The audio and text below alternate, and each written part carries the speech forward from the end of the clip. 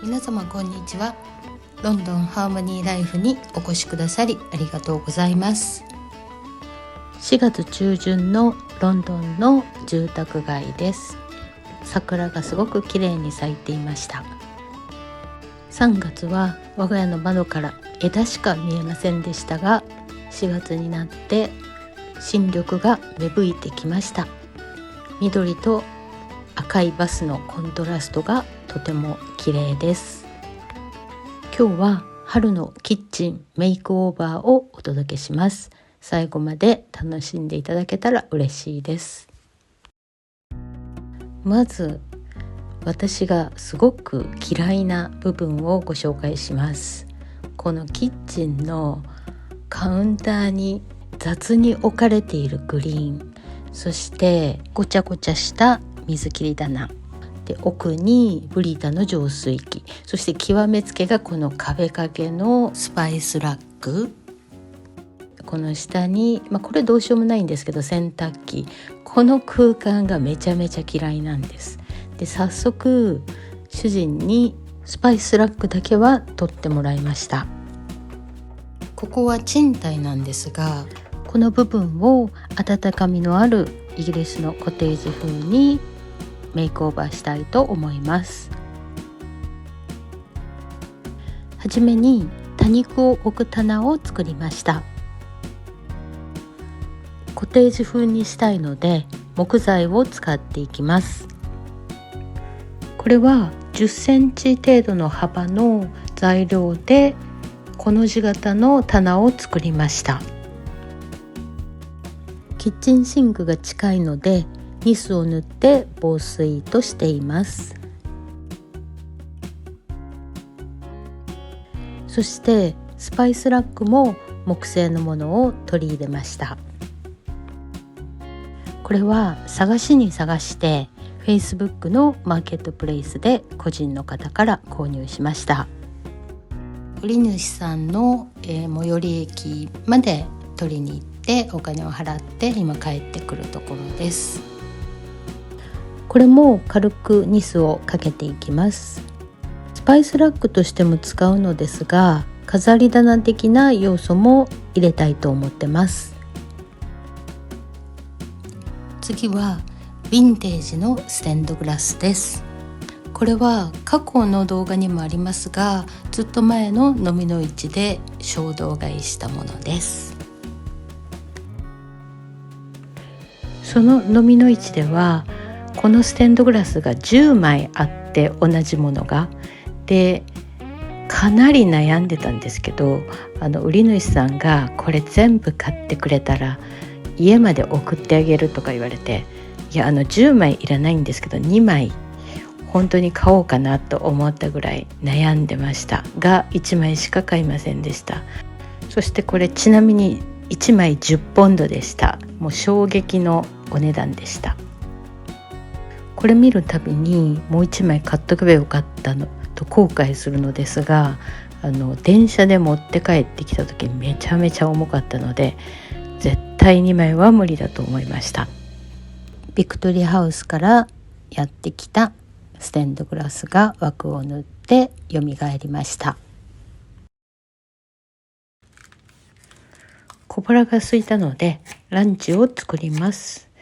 キャベツとじゃがいもが余っていたので、おやき的なものを作ります。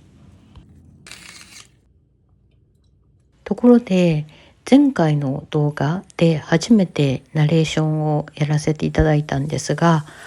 見ていただいた方、そして皆様とても優しくて心温まるコメントをくださって、とても感動しておりました。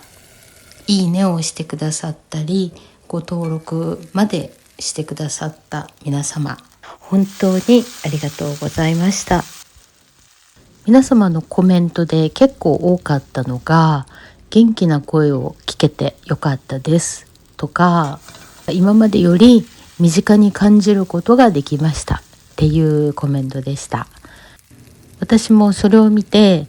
視聴者様が身近に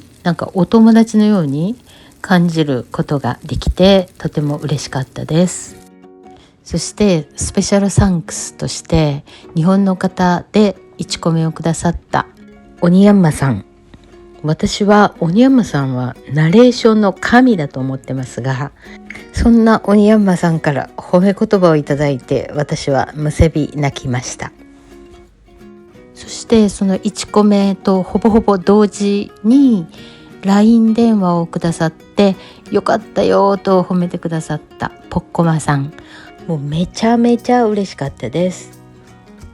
皆様本当にありがとうございました。ここはキッチンのカウンター奥に一段下がって窓が始まるちょっと変わった部分になります。このようなくぼみがあっても一応窓の開閉はできるので、こんな感じで多肉ちゃんたちを置いていたんですが、この字型の棚によってキッチンのシンク周りがすっきりしました。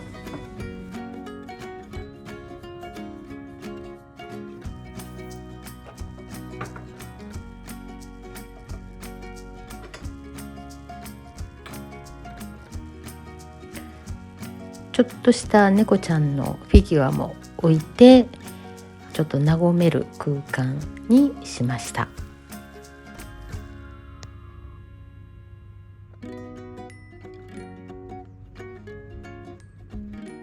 でもそれだけじゃないんです。ここは唯一我が家で直射日光が入る窓なので、こんな感じで椎茸をざるに入れて干してするとビタミン D や旨味が増すそうなので、冷凍保存する前にちょっとした天日干しができるようになったっていうのは嬉しいポイントでした。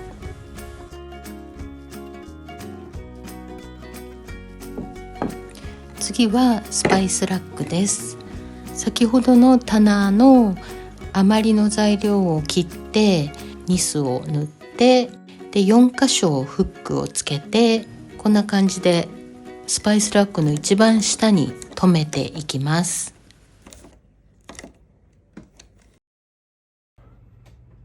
でこれが壁に取り付けたところです。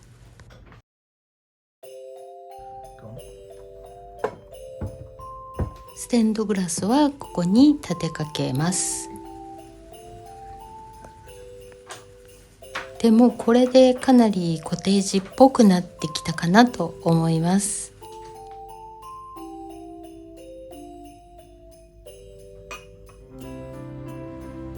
過去動画でもたびたび出しましたが、のみの市で購入した豆皿やスープ皿、カップなどを出していきます。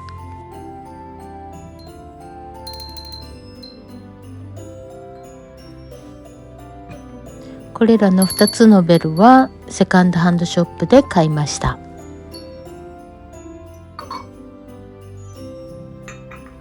これはご近所さんにいただいたのりたけなんですね。私は地元がのりたけのある愛知県なのですごく嬉しかったです。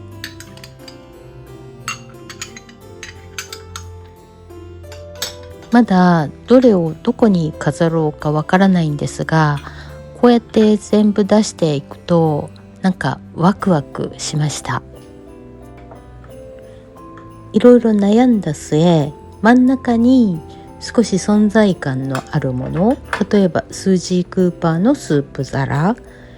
で、一番上にこれはいただき物のシェリー酒のグラスなのですが、小さなものを飾りました。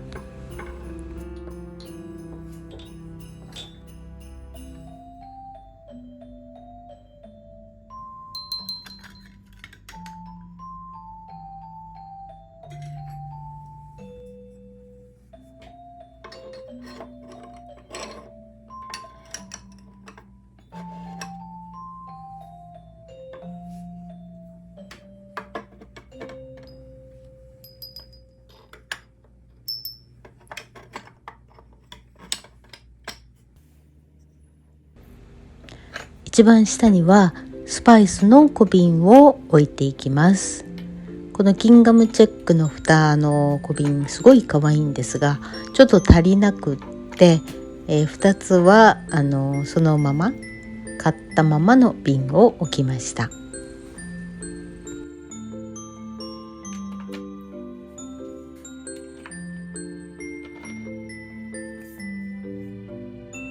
4箇所のフックにミルクジャーやカップをかけていきます。本来ならソーサーを棚に収納したかったのですが、スパイスラックなためにちょっと高さが足りなくて、こういった形になりました。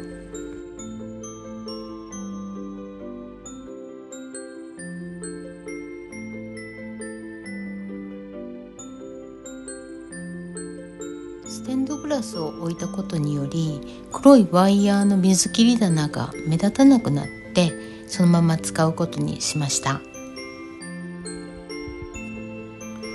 こちらは晴れた日に来たケンジントンにあるホランドパークで、チューリップが満開ですごく綺麗でした。スーパーにもチューリップがたくさん売っているので、花束を買ってきました。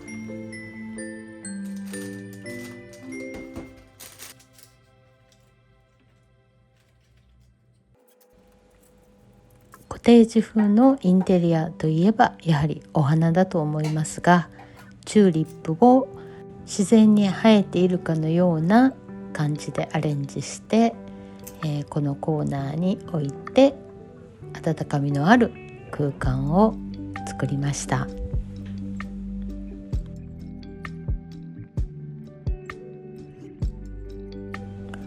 今年の春はチューリップにすごく惹かれたので、このプレイスマットを青い部分を赤に変えてチューリップ風に編んでいるところです。これは最後の仕上げの段階で、縁取りをしているところです。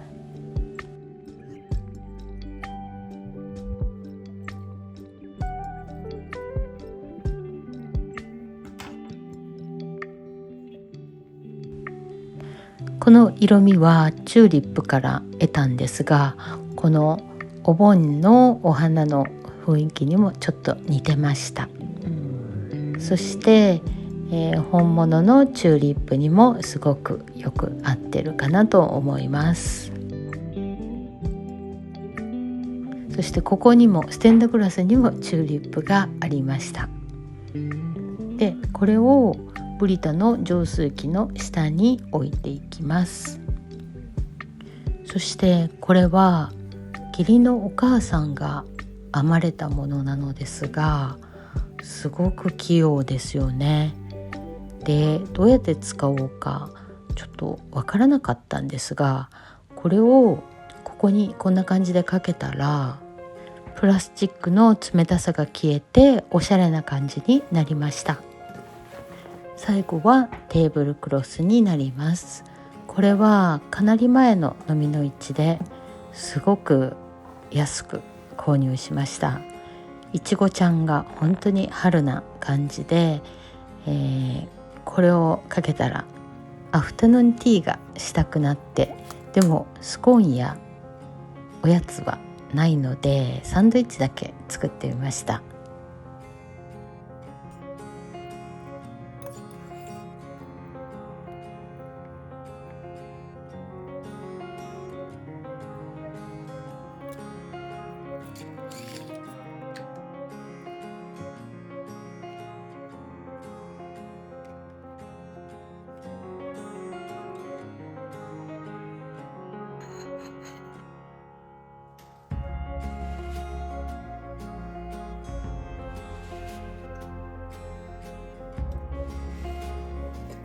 今日はハイビスカスティーをパリの飲みの市で買ったポットで入れていきます。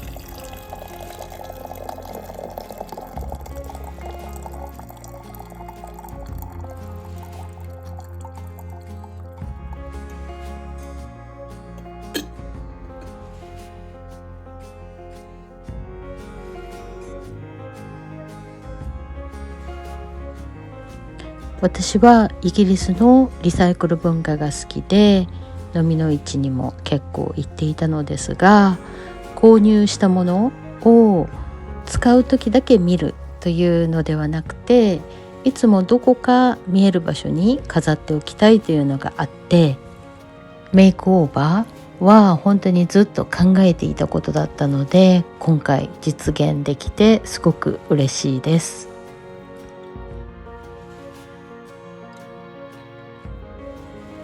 小さな棚で収納を増やしたり、素敵な豆皿やカップたちをスパイスラックに飾ったり、ステンドグラスを壁に立てかけるだけでもとてもワクワクできる空間が作れると思います。私がめちゃめちゃ嫌いだったこの一角が、のみの市の購入品を使って温かいコテージ風のインテリアに生まれ変わりました。いかがでしたでしょうか。コテージ風に変わったよと思われる方は、いいねやコメントで教えてください。チャンネル登録もお待ちしています。最後までご視聴いただきありがとうございました。また皆様にお会いできるのを楽しみにしています。